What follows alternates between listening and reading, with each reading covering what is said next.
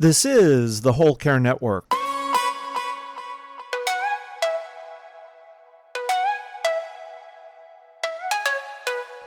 Helping you tell your story one podcast at a time.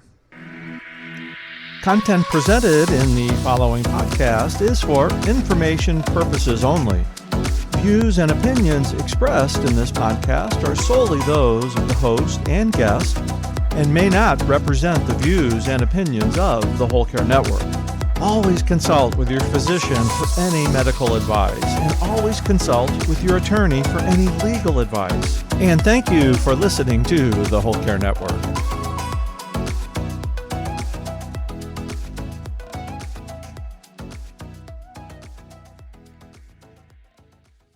If we are not fully letting ourselves be seen, just really scary for a lot of us, if we don't have the courage to share our caregiving story, we don't then, I feel, give other people permission to do the same.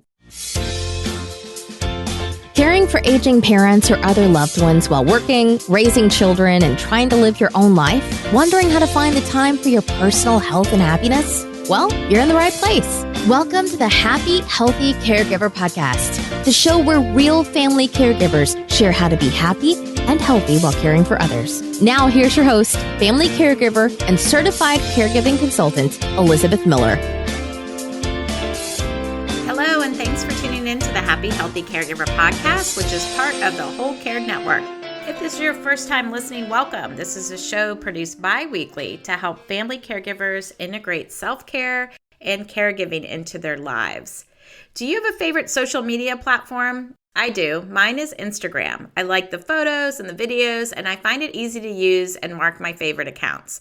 Happy Healthy Caregiver consistently posts to Instagram on weekdays, and I enjoy sharing caregiving and self-care tips with the Instagram Reels. If you're on Instagram, I invite you to follow Happy Healthy Caregiver and save us to your favorites. If you like what you see, consider sharing a post to your story. This helps us connect the podcast and other helpful resources to family caregivers who may not yet know about us. Go to Instagram and look for Happy Healthy Caregiver. I'd like to thank our episode sponsor for today, Rare Patient Voice. Do you want to earn cash in exchange for your opinion? Rare Patient Voice, or RPV, helps connect researchers with patients and family caregivers for over 700 diseases and conditions. For patients and caregivers, RPV provides the opportunity to voice their opinions to improve medical products and services while earning cash rewards. Rare Patient Voice, helping patients and caregivers share their voices. If you're interested, join the RPV panel by going to rarepatientvoice.com/Happy Healthy Caregiver. For this episode segment of What I'm Reading, I am so stingy with my 5-star reads, and I recently gave a book a 5 out of 5 stars on Goodreads. It's called Gods in Alabama by Jocelyn Jackson. And I'm going to link to it, of course, in the show notes. But this book had 2 intertwined plots. One was a murder mystery from 10 years ago set in rural Alabama, and one present-day interracial romance. Both had me picking up my book to find out what happens next. The book's not super long, and it drew me in without dragging everything out. So I hope you check it out, Gods in Alabama by Jocelyn Jackson. My favorite thing this week that I want to share with you is something I'm going to put into the category of intellectual self-care. And it's, my kids got me turned on to it, actually. I was doing the Wordle on New York Times for a while, and then I just kind of went to the wayside. But there's an app called the NYT Games, or the New York Times Games app. And I only play the free stuff, but you can certainly subscribe and get access to more games. And the 3 games I like to play are the Wordle. So Wordle, if you're not familiar, you get 6 chances to guess a 5-letter word. And then I play the mini crossword. It's exactly what you'd think. It's a short and sweet crossword puzzle with clues, down and across. And lastly, the most challenging and probably my favorite, though, is the connections. And that's where you group words that share a common thread. You group them together. There's I think 4 groupings of 3 words. and they're always trying to trick me and trick you. It reminds me of playing a board game that I enjoy called Code Names, but I can play this one by myself. So I'll link to that app. Again, it's the NYT Games app. Let's meet today's caregiver in the spotlight. Nicole Will cared for her grandma Betty and has dedicated her career to enhancing the well-being of older adults, their families, and healthcare professionals. Nicole's approach blends heartfelt advocacy with strategic innovation, making her a sought-after voice in the care economy. In this episode, we discuss how vulnerability instigates change in our lives and in the care economy. Tips for those looking into the senior living options and the hope that's being delivered from age tech initiatives, healthy grab-and-go meal replacements, and why living with your grandma as a teenager comes with a lot of mixed emotions. I hope you enjoy the show. Welcome, Nicole, to the Happy Healthy Caregiver podcast. Thank you for having me. I'm looking forward to this time with you. It's a treat. Thank you. Thank you. Well, we kick off the show, Nicole, with a little bit of information, encouragement, motivation for family caregivers in particular from the Happy Healthy Caregiver jar. So I'd love to get your thoughts on whatever we're pulling out today. Okay, It says, eat to fuel your body, not to feed your emotions. Oh, I feel like this is speaking to me today. All of us, right? Yeah, it's so true. And I've learned, throughout my journey with food and my life, and I feel better when I eat to fuel my body. And I think especially in our caregiving, we want to have energy, we want to feel good. And even for myself, I know that I've just been trying to implement things like I never took vitamins before. Okay, well, I need to do that. And I need to eat like real food and just carve out time or even like make time to eat. I think as caregivers too, we can get really busy and just not take the time to stop and slow down and nourish our bodies. I just ate a protein bar because I was like, I looked at it and I was like, oh my gosh, it's almost 1:30. I haven't eaten lunch yet. And thankfully I have some healthy things that I keep on hand. Some pre-made smoothies and protein bars that don't have a lot of garbage in it. So it made me think I will link to the Amazon store where I have shared some of my favorite things that help me. But like smoothies, I love making my own smoothies in particular. Like that's my jam because it's a great way to kind of get a bunch of nutrients in a very quick way. And when I was a working caregiver, I guess I'm still a working caregiver, but when I was a corporate working caregiver, it was easy to kind of make them ahead of time and grab and go. So do you have like a go-to favorite recipe you like to use? It depends if I'm in a chocolate mood or a berry mood, but I use a vanilla protein powder base for either one. And then I'll add like cacao powder and cacao nibs and a banana, stevia. I usually sweeten them with stevia and the frozen banana, ideally, to kind of make it. And then the berry one, I love raspberries and strawberries and all of that. So sometimes I'm in the mood for one or the other, but I can share a couple of those. I'll put them in the show notes page. Yeah, I love it. What about you? I just discovered, I do like making my own smoothies, but I just discovered for when I'm like really on the go, Chobani has a protein drink with 20 grams of protein. And it's a quick, grab at the grocery store. I keep them on hand and I put chia seeds in there and I shake it up. Yeah, you elevate it. Yeah, then I got my protein, I got my chia seeds. It's been my new favorite way to that's what I had this morning actually as I was doing some work. So it was perfect. I had a protein shake this morning. I think it was by Rebel, REBEL. I got it at Whole Foods. I've been following this guy, Health with Hunter. I'll link to him too on Instagram. And I just like him because he's like, I love a good haul and he shows hauls and what he bought. And then I tried this. I think he recommended Aloha lemon cashew. Oh, that looks really protein good. bar, no non-GMO, try to find light sugar and stuff. Because sometimes you think you're eating good stuff and then you look at the back, like this one has 14 grams of protein, total sugars 5 grams of Oh, that's sugars. good. Yeah. Yeah. And taste, like, I'm a lemon girl, so I love that. Yeah. Mhm. Organic, gluten-free, soy-free, dairy-free, plant-based. Perfect. Yeah. Yeah. So listen, we've given you guys a lot of different options there, but that's a grab and go, like having that stuff on hand. That's, I think, so key. All right, let's get into the meat of the conversation. So we met in person at the Care Colloquium, which was kind of a one-time, I think, event, or we I haven't think had so. in Roanoke in Yeah. 2022, and we were on the same panel. Mhm. I think we were talking about, I was trying to remember, I think we were talking about the language that we use when we're talking about caregiving and particularly older adults. And I learned so much from everybody on the panel. What was something I think that you contributed or you would reiterate about the language and some of the stuff that we say when it comes to caring for older adults? Yeah. Oh my goodness, this is good. I have to like really think back to remember the details. Yeah, I want to say it was also, I think we were talking about workplace. Does that Yep. ring a bell? Like workplace.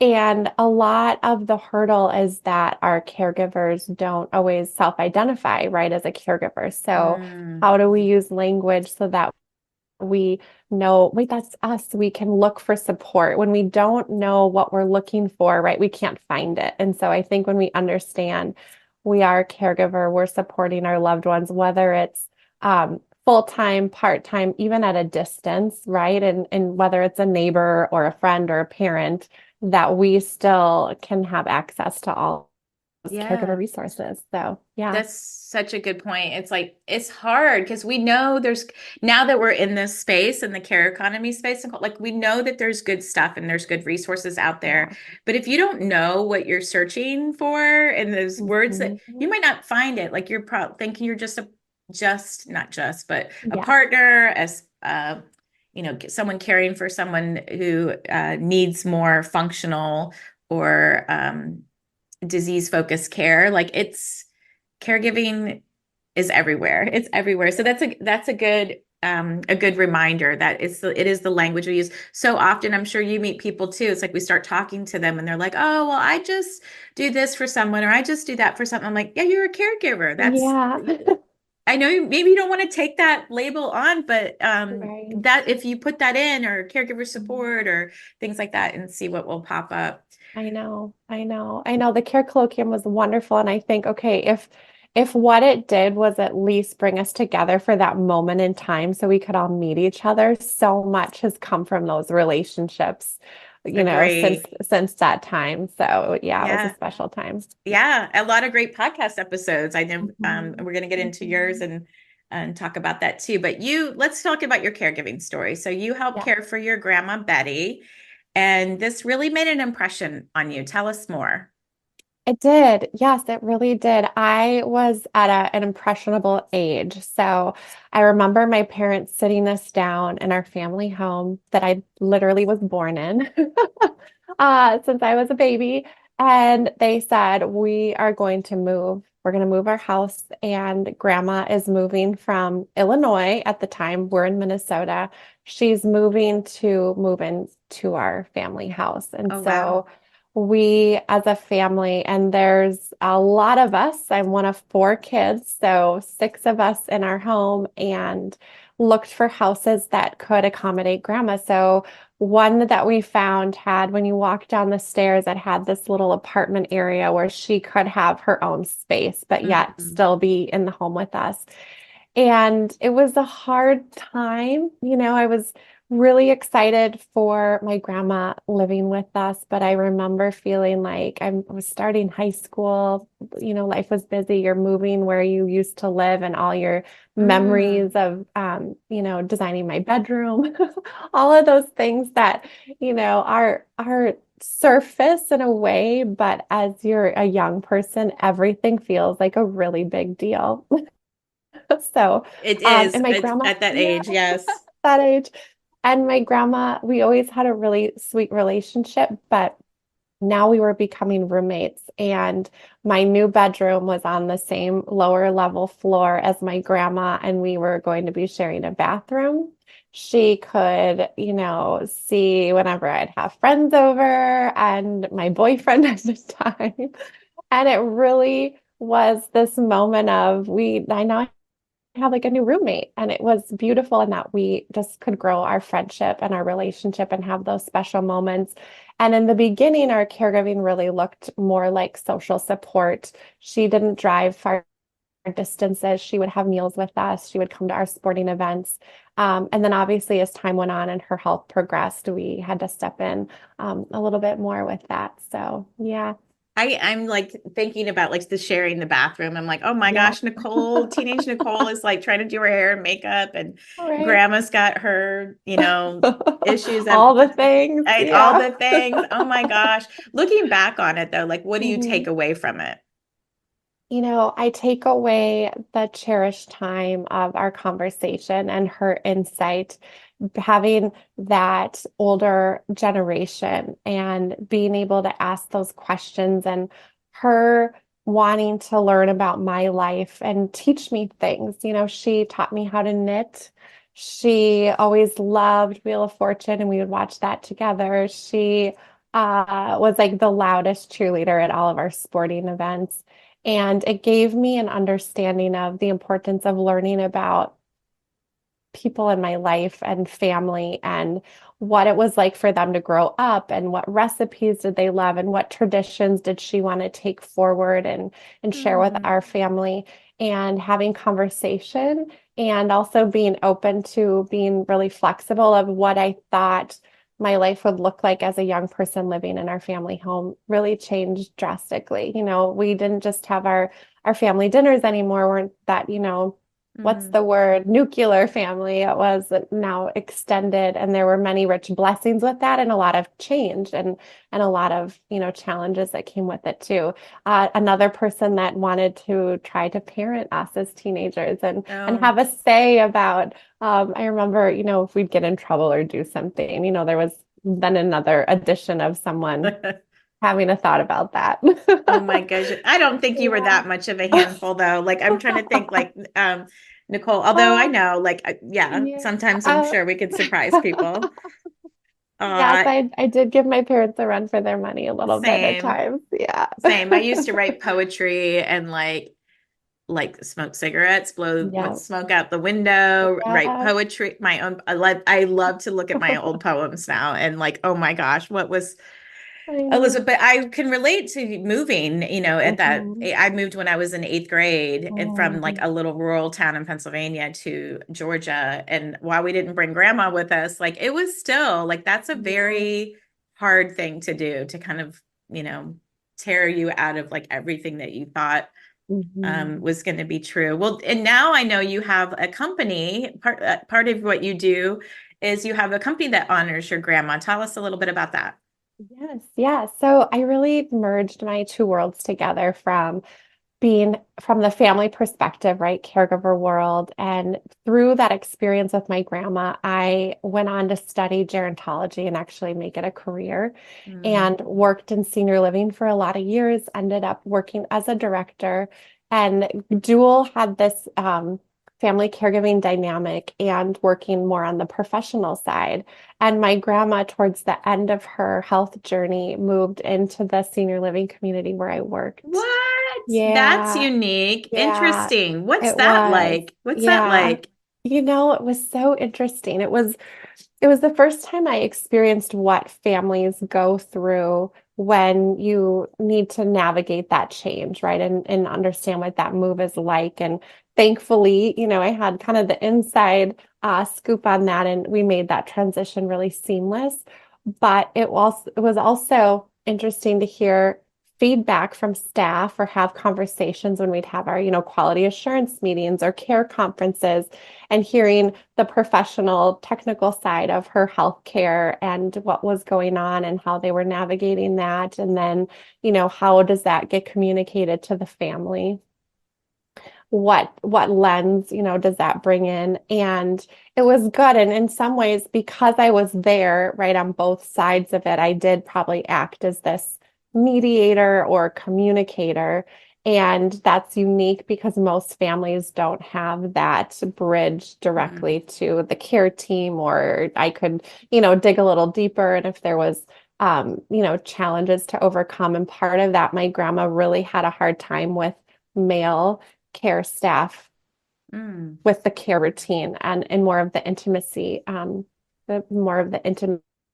care routine. And so we had to work through that. Like what were we going to put in place that would make her feel comfortable? But yet I know on the professional side, you can't always Get plan what you for want. that. Yeah. Get what you want, so it's just a really interesting time, but I learned a lot about compassion, communication, the importance of the transparency with the care team. And they so want to do right by the families and the residents and really want to meet their needs and have them feel comfortable. And just knowing the extent and the level that they went to with their quality gave me so much. I never questioned her level of care and the oversight. They were just fantastic and amazing, and being able to have kind of the inside scoop on all that goes into providing really good care. Yeah. I mean, it's so different, right? Like my mom lived in an assisted living community, and, with families, you can provide this like on demand type of care, almost like you do with like one infant in some ways. But when you are in a community, you have to have schedule and systems, and you're doing things at scale.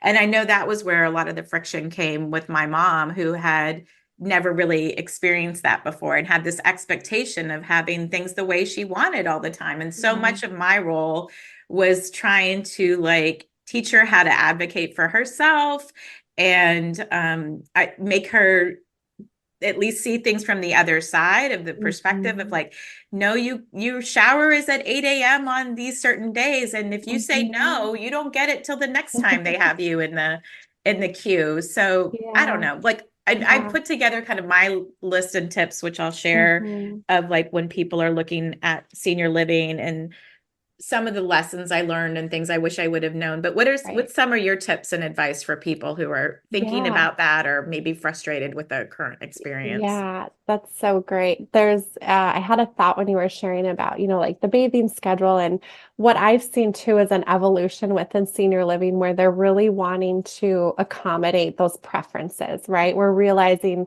there's that term person-centered care. So how are we meeting people where they're at in those needs and trying to do the best to accommodate that? So we're moving more in that direction, which I think is very hopeful, because for a long time there was this set schedule. Even meals are evolving, right? Before it was like breakfast at 8, lunch at noon, dinner at 5. And now they're really understanding that not everyone wakes up at 7 a.m. And if you've got 10 people that are a part of someone's care team, you start waking that first person up maybe at 6 and getting everyone up by a certain time. So knowing that we all have natural schedules within our day. So anyways, we could go on and on about that topic. I would love that. I would love that. Bring the person-centered care. Yeah, so it's exciting that they're really seeing the value and how do we support that. Tips with senior living, there's such a variety of care options. So I think first, and I'm sure you include that, is what are even the options available to me? So understanding what that looks like. Do I want a large community? Do I need more independence? Do I want a continuum of care, right? That life plan where I can move in when I'm really active and I will be able to stay on site if my care needs progress, if I were to need more of that long-term care support or memory care, right? Are we looking at memory care communities, and are we more residential style, or do I want something that has a vibrant activity schedule where I really want to be busy all the time? So understanding kind of preferences of your loved one or you personally, and kind of understanding that dynamic. And then cost, I know that the financial investment that goes along with that. So there's a range of housing options depending on budget, and understanding where are my financial resources and where will they be used best. And do at some point I anticipate needing Medicaid support, and certain communities allot a certain amount of rooms, not all communities, but some where it's that like almost elderly waiver where this room is allotted for this type of payment, and we can have access to that if I were to need it. So knowing what your options are if you might foresee that those financial resources are limited. Yeah. I always say stop by unannounced. Yeah. It's great to make an appointment and meet someone, but when you stop by unannounced, you get a really good feel of the tone. What are people, engaged? Are they pleasant? Are they able to accommodate any visitor? Because there's nothing to hide. They're just welcoming of whoever stops in and whatever family wants to have that conversation. You might not get a full tour and the full experience, but that can happen at some point. You see different places and get an idea of each culture at each one. It kind of lets you know what you prefer. And I always tell families, while of course we like brand new buildings and really pretty things and a lot of amenities, I place so much value on the people present and the culture of the team and how engaged they are and how happy they are. There's a community where I live that I always recommend people to, and they're not the newest and the shiniest, Right. assisted living on the block, but the level of care and how they interact with the families and the amazing support they provide the residents, it is like bar none. And so I would choose that for my loved one any day over, the brand new big fancy It's so community. easy to get. Yeah. I mean, I know we had mom in two different places, and the first one we picked for the reasons that you like, it was felt like a Mhm. country club. Like it felt like it wasn't, it was shiny. They did have a lot of amenities. And then we ended up moving her because of the care. Like, Mhm. they had a lot of turnover in their people. Mhm. They had somebody they had the same care companions doing Mhm. everything, like doing the med Mhm. tech type of stuff and the meals and moving people. And it was just too much for them. Like my mom was Yeah. diabetic, so they wanted to have her meds in her room. By the time they would get her down to the dining hall, like she wouldn't be able to sit with her friends, and then she didn't want to go, and it was just like one thing after another like that. Well, there's the next place that we selected was really focused on care, and I knew the questions to ask. I was like, how, Mhm. who says this and when does this happen? And they had separate medicine related people versus like the Mhm. companion care, and that's what my Mhm. mom needed for her high Yeah. level of care. Yeah. So it's like, but you don't know this unless you talk No. to caregivers and talk to Right. experts like yourself. Like you're just a Yeah. wealth of information for people about Yeah. this topic and many others. And let's talk about that. Tell us Yeah. about your platform and your podcast. Yes, yes, thank you. So going through that whole personal side, professional side, I really had this desire to how do I bring what I've learned in my personal experience and share that with families, right? Empower families. And so having Will Gather, which is this platform where I just want to equip those older adult caregivers, healthcare professionals with information. I think when we feel empowered, when we know how to make decisions well, then we're able to do that with confidence. The podcast is an extension of Will Gather. So within Will Gather, the podcast, I help advise different companies on advisory board and have the caregiver gift shop, Gigi Betty Co., which we'll get into. But the podcast is really a place where I found when I, I don't know, lack of a better term, like in the industry, I had access to education and training and seminars. And I always felt like, why do families not have access to this? This is exactly who needs to know all the things. And really wanted to create a place where I could share all of that information with them from caregivers, from experts in the field, from educators, from thought leaders that are doing really, really great work. So families know even what's available for them to access to support their caregiving journey. So, given the navigating the world with your aging loved one, aging is so broad and holistic, right? We're all at different places of that journey, and the topics are a wide range of topics, anywhere from dementia care to age tech to health and wellness to our caregiving and learning from other caregivers, those support resources. Mm. Um, from uh, authors that have written really great books about, how do we prevent dementia? So there's such a holistic side of that when we're looking at when we're growing older, the financial piece, the legal side, the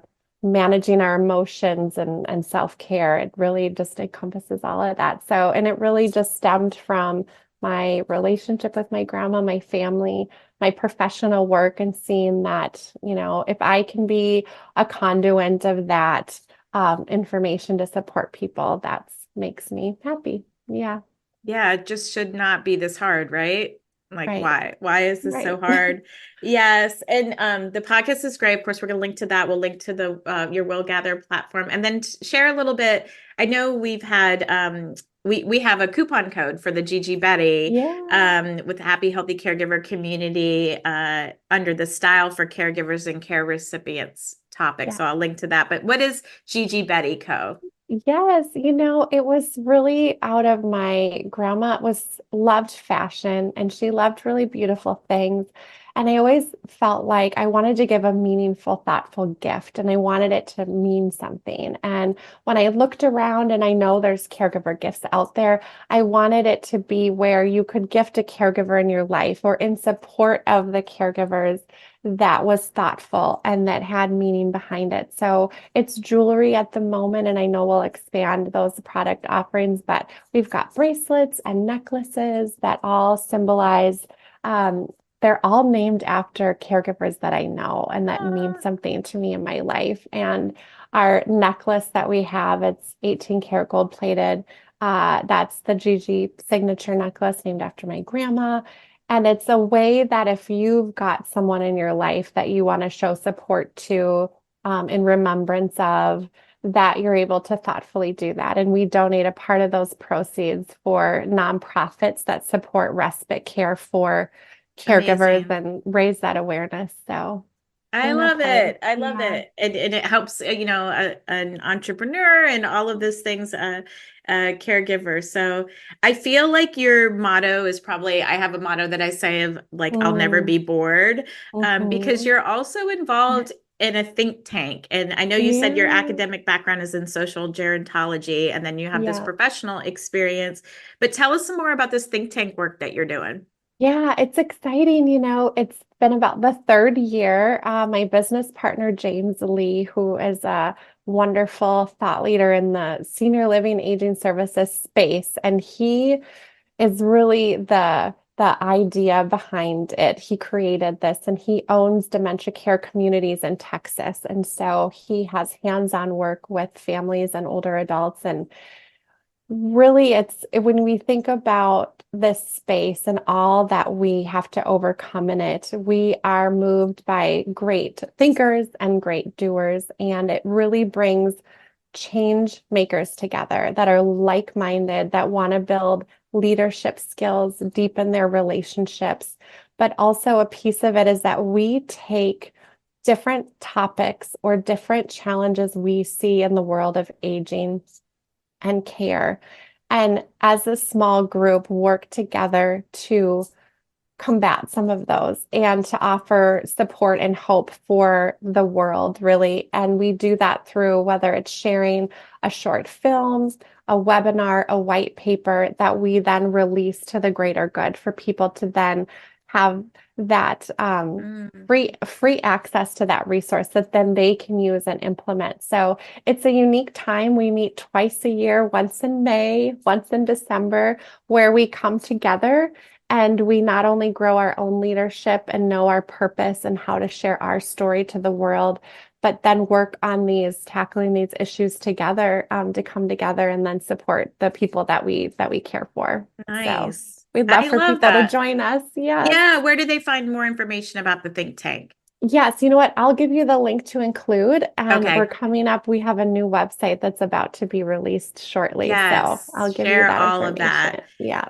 And then I know we've connected, but maybe if we could share a little this insight on the show is Mhm. that you recently attended the Consumer Electronics Show in Las Vegas. Yeah. What stuck with you since that event? Oh my goodness. CES was an incredible opportunity to see what was happening in the world of specifically age tech, really.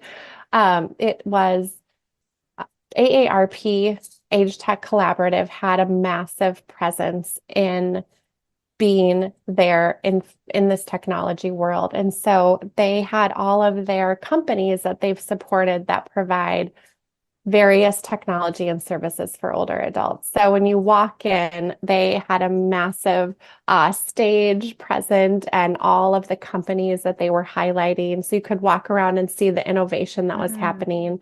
It was so cool to know that they're bringing everyone together. They had panels that gave discussions all day around, inclusivity in age tech, and how do we address diversity, and how do we come together, with getting technology into the hands of people that might not have access to it. So those are just to touch on a few of the topics. So I was encouraged by the presence in, a mainstream technology conference, that Age Tech really almost was like the shining star to be honest, Yay! Go in Age every way. Tech! So I know, so the conversation that's happening, and it is moving mainstream. And I know that given a lot of the data and statistics with the buying power and just meeting the needs of all of these older adults, it's going to be really cool to see what happens from there. So I yeah, it love was it. fun to be there. My professional background is in information technology, and I love when the intersection of these types of things happen. I'm a part of a group in Atlanta called Age Tech Atlanta. So we meet and we learn from each other, and of course support each other. And I'll link to that too in the show notes. And then recently I had an opportunity with a partner of mine, Connected Caregiver, to go to Nashville market and talk about how technology can help be a part of the care team. Like, we're running out of hands, like physical hands, when it comes to helping care. And so that's where I think there's so many opportunities and things that just we've heard of that exist, like Uber and TaskRabbit and, DoorDash and Instacart, like all of those I think have a place. But then the other things that people don't necessarily know about, like some of the things that we've spotlighted on this show, like the previous episode with Paula, where she's talking about the thing that looks like a frame, but it's a way that they can communicate with their loved ones. Or, there's so many different things. Zinnia TV is a great one, different caregiving apps. And so many different solutions are coming up. So I'll link to the segment in the Nashville thing that we did.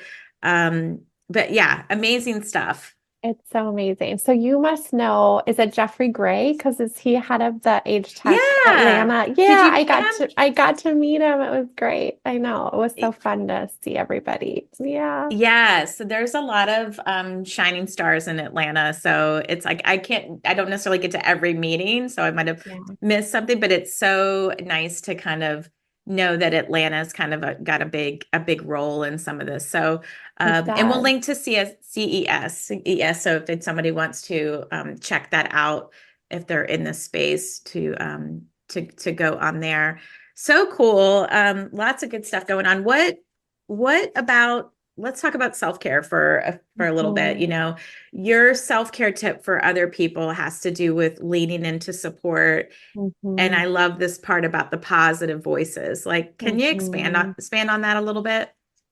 Yeah, my personal story, not only with my grandma, with my mom, but I had a surgery last year, and I was in that role of having to receive care, which is uncomfortable for a lot of us that are like really independent. And so this for me is really, dual-sided, in that in moments when we feel really overwhelmed and a lot is happening, we have to lean into people that love us and offer support without that guilt or shame. And having those positive voices in our life, even our own voice, how we speak to ourselves. And I read something, and I'm not going to be able to quote it, but our brains don't know the difference if it's us telling our brain something or if it's someone else or something else.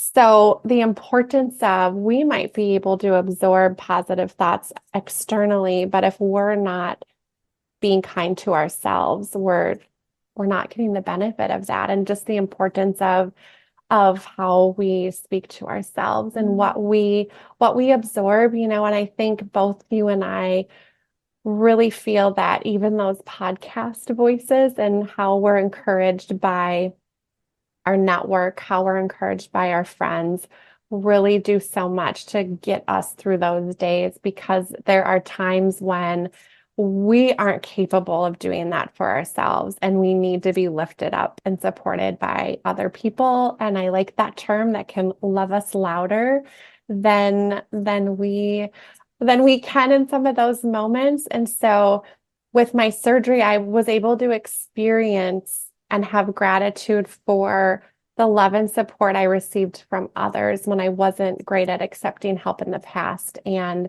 if I hadn't gone through that hard time, I never would have had the opportunity to see how well people around me could love me, or even how I could love myself, and just the treasure of that it deepened my relationships to see how much people cared. And I know not all of us might have those really big networks. And when I say people cared, I'm thinking of two people specifically, right? So if you've got like that one voice, for me too, it was also, I leaned into some podcasts that were encouraging for me. Lewis Howell was a voice that comforted me. Mel Robbins, Brene Brown, all of those names I know we're familiar with, but for me in those moments, it was that external encouragement that I needed. And so I love that lens of Brene Brown when we have all these emotional challenges of caregiving, how in our vulnerability, and when we say that we need help and we need that support, it leads to a deeper connection with others. And it leads to, I would say, them understanding that they can step in for us, when a lot of times I think we're resistant to that care. Yeah. And if we try to hide in the secrecy of that and not talk about our feelings or how overwhelmed we are, we then feel like we're living a separate life, and there's that shame in that. And so when we bring things into the light and we can have that empathy present from other people, it's like that. It's a powerful antidote to shame. So, Yes. yeah, So, it I gives us mean, that it's self-compassion. so, I love everything that you said. And like sometimes I hear from the folks that I talk to, caregivers and coach, about like, they're not getting enough help, and like really kind of unpacking that and what that looks like. And a lot of times I'll have asked them, like, well, have you let the cracks show? Like, you've got to kind of like peel back the layers and kind of let the cracks show in yourself. Because we make a lot of assumptions about things, or we kind of have this narrative in our head of how things are going to play out. But if we really let the cracks show, that's how the light gets in. And that's Yeah. how the things, and it's like, what if you just Yeah. kind of put it out there and reached out, and Yeah. what would really happen, and how could that positively impact you, and have like such a big impact on where you are today, Nicole? And I'm hoping everything's good now since your Yes. surgery. Yes. Okay, good. Healed from surgery. It was a longer road than anticipated, which I think was what was unexpected.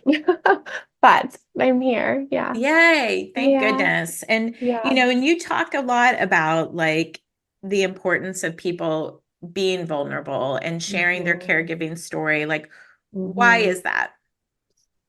I think it's so important. There's when we do not, and you talk about that when you said if we don't let our cracks show, right, we can't let the light in. And if we are not fully letting ourselves be seen, just really scary for a lot of us, if we don't have the courage to share our caregiving story, we don't then, I feel, give other people permission to do the same, right? We're all living in this place of pretending that everything's It's fake fine. news. It's Yeah. fake news. Yeah. It's fake news. And so we are robbing ourselves and others from being able to learn and to grow from us or us from them. It takes a lot of courage to be vulnerable and honest. But I think when we do that, then as a collective, we can come together and create awareness, not only in our immediate circle, but our broader world, right? If no one's able to have these hard conversations, then there isn't going to be change and there isn't going to be momentum or advocacy for caregivers. And I think, part of the caregiving is that if we're by you having people and caregivers share their story, by us highlighting and having these conversations, we're saying it's okay to show your true self and what you're going through. And if we don't know the exact struggle and if we don't know the exact challenge, then we're not able to find the right solution, right? Or the right support.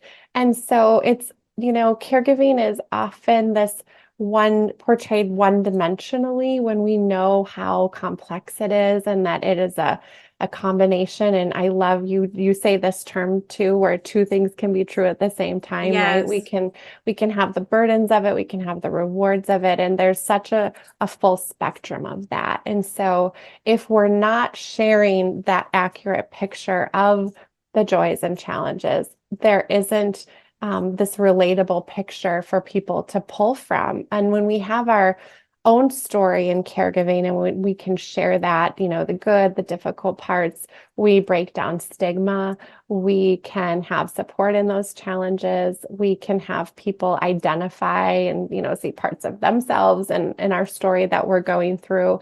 And I think as humans, we connect through vulnerability. When I think of my deepest relationships, whether it's my friendships, my family, my colleagues, our relationship deepens when we share real things with each other. Yes. And so you start to build that trust.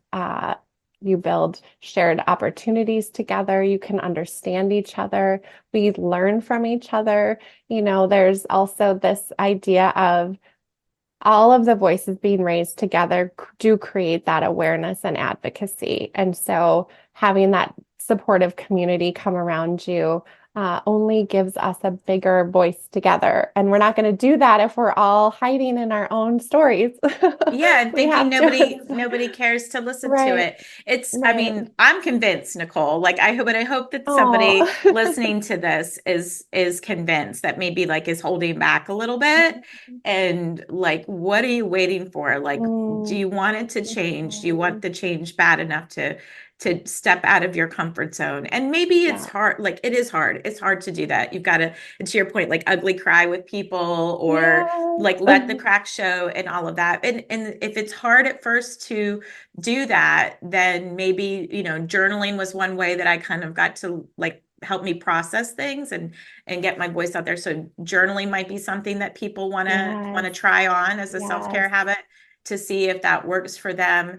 And it is important to spotlight these stories because like I didn't think of myself necessarily for a long time as a care advocate because I was like, well, I'm not like driving policy change or anything like that. And they're like, no, you're sharing the stories, which is the stuff that is helping to give faces to these 53 million family caregivers in the US. Like we need to know Nicole's story. We need to know, Loretta and Paula and some of the recent stories that we've spotlighted because they're all complex and everything is so different. And I love what you said about vulnerability leading to change and we're broken. So we need some change.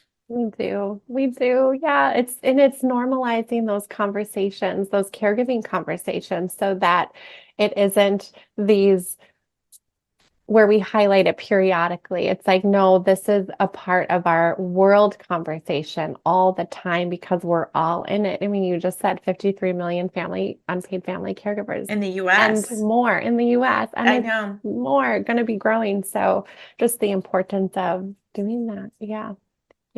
I know. It's like, and like I said, we'll never be bored. We got plenty of work to do. And I've seen it like, I've been doing this for 9 years now. It's hard to believe. And it's like, I have seen a lot of change and I'm still learning and growing like all the time. There's so much Mhm. information and new things. And like I'm, now a support caregiver for my brother Tom, who's got an intellectual and developmental disability, like completely different Mhm. path to navigate than caring for my parents. So wow, like it's a lot. I'm so Mhm. inspired though by the conversation, and I really am hoping that people take this to heart, this vulnerability, and let the cracks show. I used to say like when I was more transparent, I saw myself more clearly too. Yeah. Yeah. Yeah.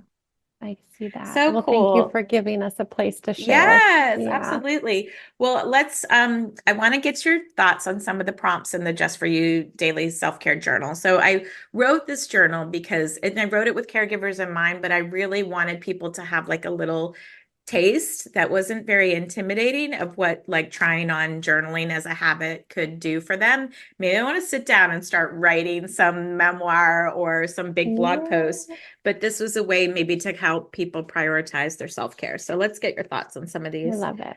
Um, okay, this is a fun one. What's your favorite guilty pleasure?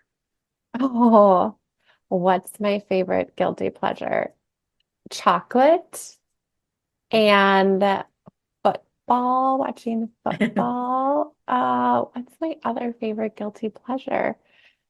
Oh my goodness. I would say I love to, I mean, chocolate's like gotta be. I like have a stash that I hide from my family that no one What's can. your favorite? Like what's your go-to chocolate? Like that you're like, Oh, I like an espresso chocolate, like a dark mm. chocolate. I like peanut M&Ms. That's like a big one.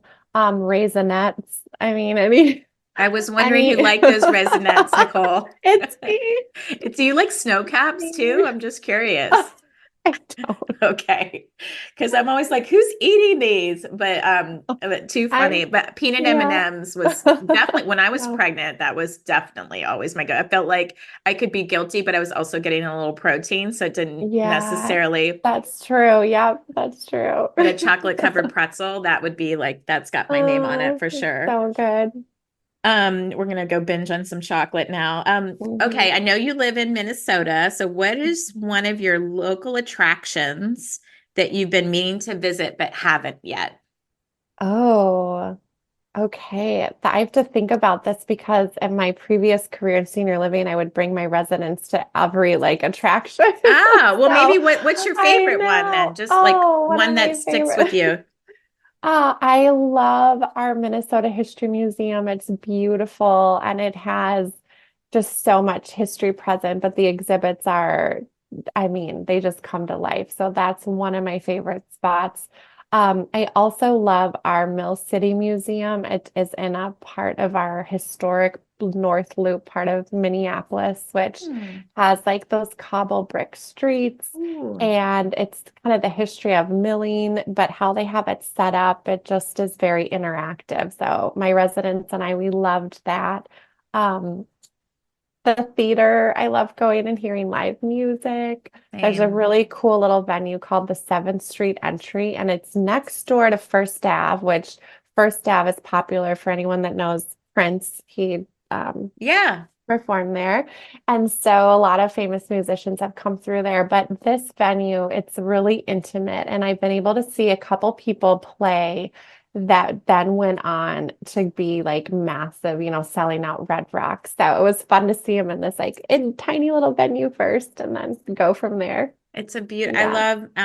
I love Minneapolis. I used to be a creative memories consultant, so they Oh, were so good. headquartered Yeah. in St. Cloud, and I used to go to the showcase conferences and Mhm. loved it. Of course, we went in the summertime. It was beautiful. I know. Yes. Um, last Summer's way better. summer, yeah, well, it's like Michigan, which is my like home away from home Yeah. too.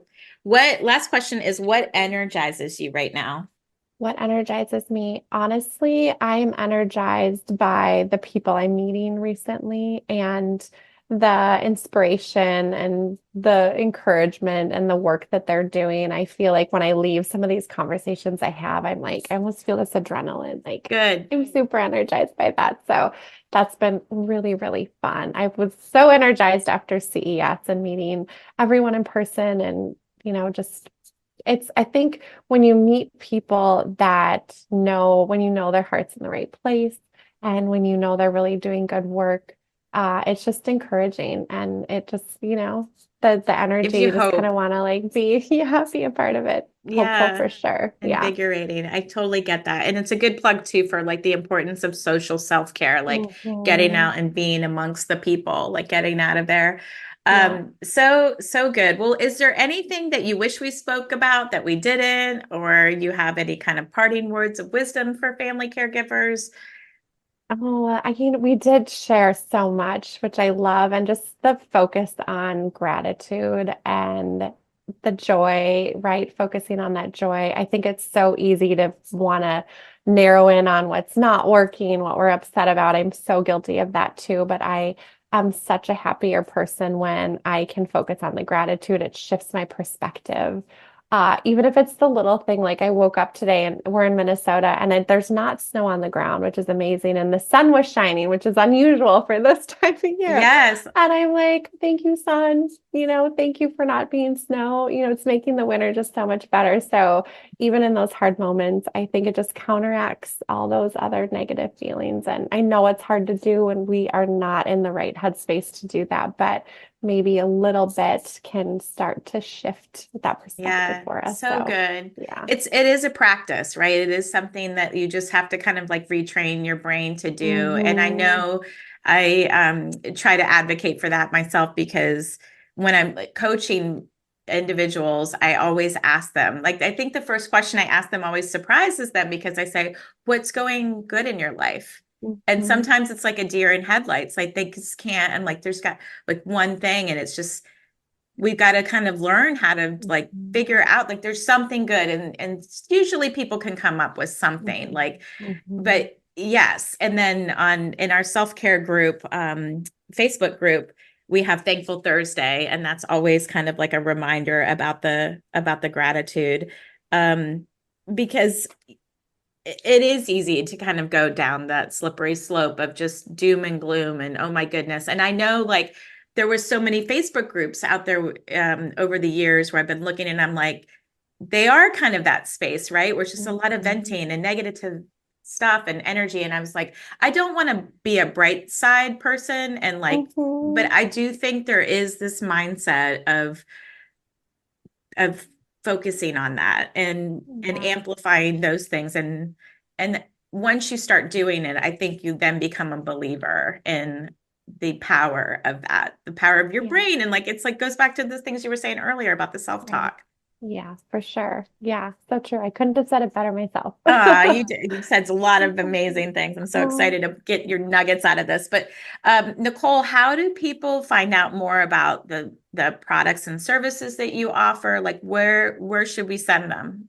Yes, you can visit willgather.com, which is WILLGATHER, and that will lead you to where to find the podcast, where to find Gigi Betty Co. and the gift shop, and connect with me. You can fill out, and there's an email there, and I'd love to be able to do that. So thank you. So good. I'm excited to see what comes next out of your think tank and all the amazing stuff that you're doing. And I'm just grateful. Going back to I'm just grateful we got connected. So thank you. Thank you for all that you do. Thank you for having me. Thanks for joining us today on the Happy Healthy Caregiver podcast on the Whole Care Network. As always, show notes that accompany today's episode can be found on my website, happyhealthycaregiver.com.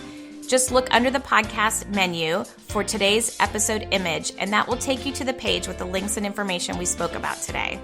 You'll also find other resources on the website, along with links to purchase the Just For You Daily Self-Care Journal.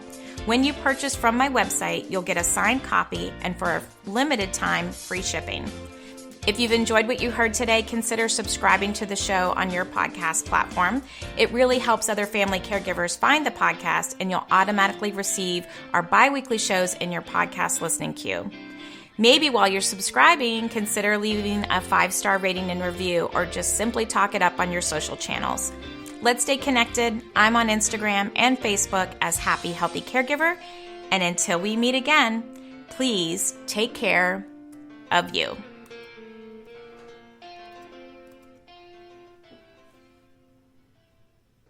This is the Whole Care Network.